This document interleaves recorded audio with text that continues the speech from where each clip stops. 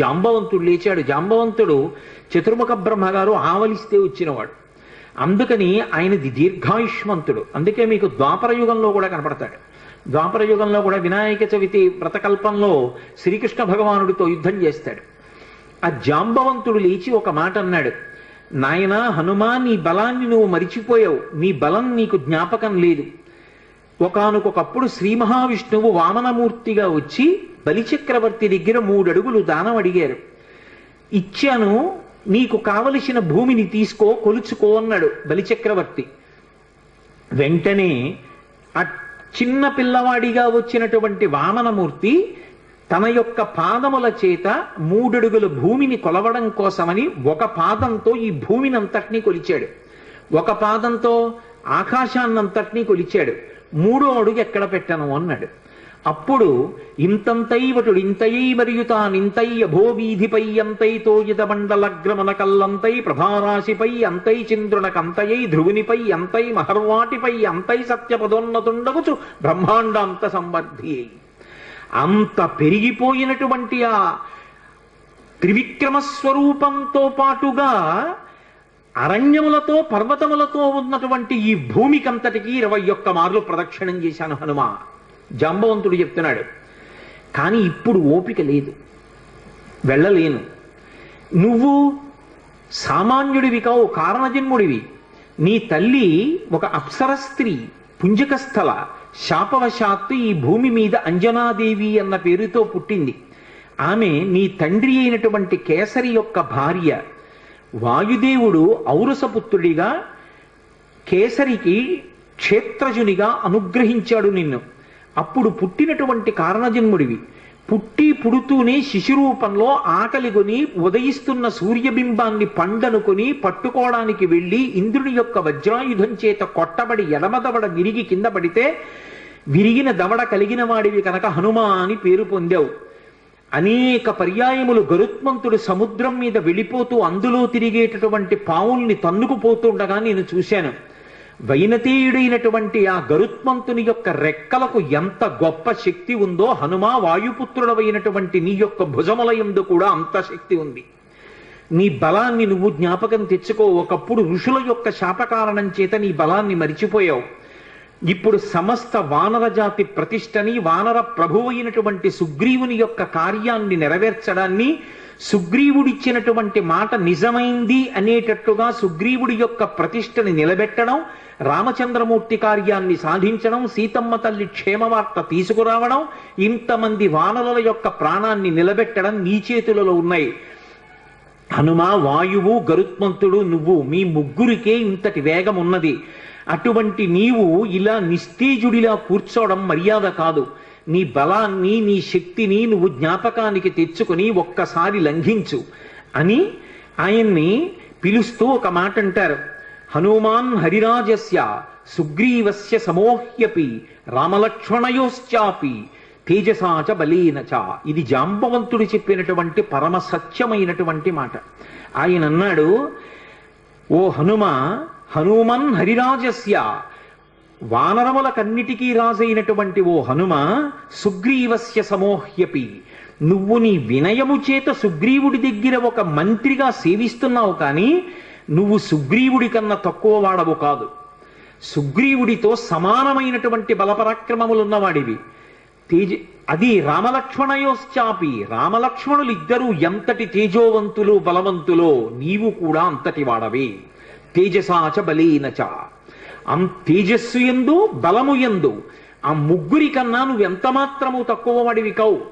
అటువంటి వాడివి ఇవాళ 100 యోజనముల సముద్రాన్ని దాటడం నీకు పెద్ద లెక్క కాదు.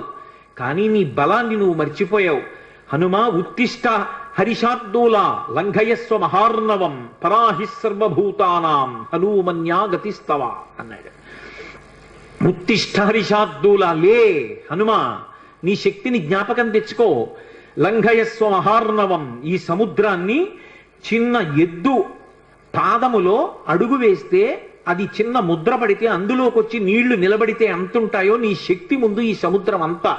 కాబట్టి ఈ సముద్రాన్ని లంఘించు. ఉత్తిష్ట హరిషార్దూలా లంఘయస్వ మహార్ణవం పరాహి సర్వభూతానాం. ఇది హనుమ యొక్క గొప్పతనం.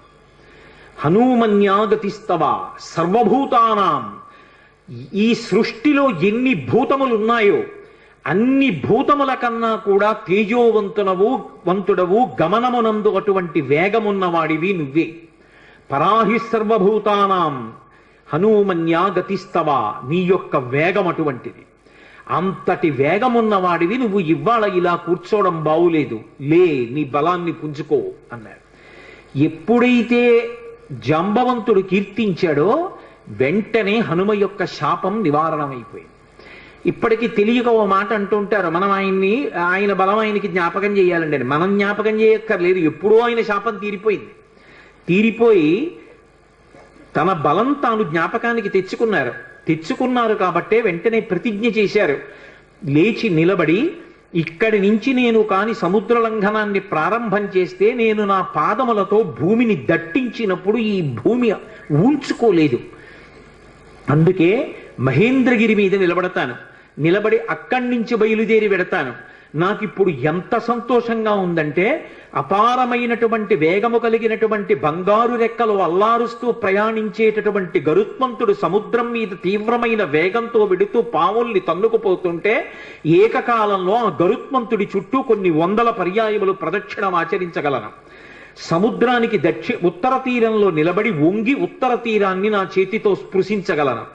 గోష్పదీకృతవారాసిం మశకీకృత రక్షసం రామాయణ మహామాలా రత్నం వందే అనిలాత్మజం. ఎద్దు పాదంలో నీరు నిలబడితే దాటడం ఎంత అవలీలగా దాటగలరో అంత అవలీలగా దాటగలను. ఈ పర్వతములతో నదులతో సముద్రంతో శోభిస్తున్నటువంటి ఈ భూమండలాన్నంతటినీ తిరగవేసి సముద్రంలో కలిపేయగలను. పర్వతాలనన్నిటినీ కూడా నా తొడల వేగంతో చూర్ణం చెయ్యగలను. ఆకాశాన్ని ఒరుసుకుంటున్నాడా అన్నట్టుగా ఆకాశ మార్గంలో ఈ సముద్రాన్ని దాటి ఆవలి ఒడ్డుకు చేరగలను. ఇప్పుడే బయలుదేరుతానని మహానుభావుడు బయలుదేరారు. అలా జాంబవంతుడు చేసినటువంటి ప్రార్థన చేత, ఆయన చేసినటువంటి స్తోత్రం చేత హనుమ యొక్క శాపము ఎన్నడో నివారణమైపోయింది. అటువంటి హనుమ సూర్యనారాయణమూర్తి ఇచ్చినటువంటి అనుగ్రహం మేరకు సూర్య భగవానుడికి శిష్యుడయ్యాడు. లోకంలో ఎందరో శిష్యులుంటారు, గురువుగారి దగ్గర పాఠం నేర్చుకున్న వాళ్ళు, శాస్త్రం చదువుకున్న వాళ్ళు. కానీ అందరు శిష్యులు ఒకెత్తు, హనుమ ఒక్కరూ ఒకెత్తు. హనుమ వంటి శిష్యుడు లోకంలో ఉండరు. ఎందుచేత అంటే లోకంలో ఎక్కడైనా గురువు పాఠం చెప్పాలి అంటే తాను స్థిరంగా కూర్చుని శిష్యుల్ని కూర్చోబెట్టుకుని పాఠం చెప్తారు. అథవా గురువుగారు అటు ఇటు నడుస్తూ పాఠం చెప్పడం విన్నాం. గురువుగారు మధ్యలో తెర కట్టుకుని శిష్యులకు పాఠం చెప్పడం విన్నాం పతంజలి చరిత్రలో. కానీ సూర్యుడు హనుమకి పాఠం చెప్పడానికి ఆగకూడదు, ఎందుకంటే కాలగమనం ఆగిపోతుంది కాబట్టి ఆయన ఉదయాద్రి మీద బయలుదేరి అస్తాద్రికి వెళ్ళిపోయే పర్యంతము ఆయనతో పాటుగా ప్రయాణిస్తూ పాఠం వినాలి. ఆయన పోని ప్రయాణించేటప్పుడు చంద్రుళ్ళ సుధాకిరణుడై ఏం చల్లగా ఉండడు, నిమిషానికి ఆయన తేజస్సుని పుంజేసుకుంటాడు. మధ్యాహ్న కాలం అయ్యేటప్పటికే మార్తాండ బింబంగా ఉంటాడు, దుర్నిరీక్షమైనటువంటి ప్రకాశంతో ఉంటాడు. అటువంటి సూర్యనారాయణమూర్తి దగ్గర కూర్చుని పాఠం వినడం ఎలా సాధ్యం? పోని గురువుగారు పాఠం చెప్తుంటే ఆయన నేర్చుకున్నది వ్యాకరణం. పైగా వ్యాకరణం నేర్చుకోవాలి అంటే కేవలం విని నేర్చుకోవడం కుదరదు, పుస్తకం చేతితో పట్టుకుని గురువుగారికి పక్కన నిలబడి ఇలా చెవి పెట్టి గురువుగారితో సమానంగా కూర్చోవడం కానీ గురువుగారితో సమానంగా నిలబడ్డం కానీ చేసి పాఠం నేర్చుకోకూడదు. గురువుగారు వస్తుంటే కొంచెం ముందుకు వెడుతూ ఇలా చెవి పెట్టి విందామంటే గురువుగారికి పృష్ఠభాగం చూపించకూడదు. గురువుగారికి ముందుకు నిలబడి పాఠం వినాలి. గురువుగారికి ఎదురుగుండా నిలబడదామంటే నిరాధారమైన ఆకాశ మార్గంలో సూర్యనారాయణమూర్తి యొక్క రథం వెళ్ళిపోతుంటుంది. దుర్నిరీక్షమైన తేజస్సు క్షణానికి పుంజేసుకుని మీదకొస్తాడు. అంత వేగంతో సూర్యుడు వస్తే అంత వేగంతో వెనక్కి నడవాలి. వెనక్కి నడుస్తూ చేతిలో శాస్త్రం పట్టుకుని శాస్త్రం వంక చూస్తూ గురువుగారి ముఖం వంక చూస్తూ గురువుగారు చెప్పిన మాటలు వింటూ శ్రద్ధతో చదువుకుంటూ నేర్చుకుంటూ వెనక్కి నడవాలి. నడిచి గురువుగారు అస్తాద్రికి చేరుకునేటప్పటికీ శిష్యుడు అస్తాద్రికి చేరుకుని ఆ రోజు పాఠం పూర్తి చెయ్యాలి. ఎవరైనా వెళ్ళగలరా? సూర్యుడి దగ్గర పాఠం నేర్చుకోగలరా? మహానుభావుడైనటువంటి స్వామి హనుమ నేర్చుకున్నాడు. అందుకే సూర్యనారాయణమూర్తికి తన శిష్యుడైనటువంటి హనుమ పేరు చెప్తే ఎంత సంతోషం, ఇటువంటి శిష్యుడు ఎక్కడ దొరుకుతాడని. శిష్యుడి పేరు చెప్తే గురువు పులకించిపోవాలి. దేని చేత అంటే శిష్యుడి యొక్క నడవడి చేత. శిష్యుడి నడవడి చూసి గురువు ఛీ అనే రోజు తెచ్చుకోకూడదు. అంతకన్నా అసహ్యకరమైన విషయం లోకంలో ఎక్కడుంటుంది.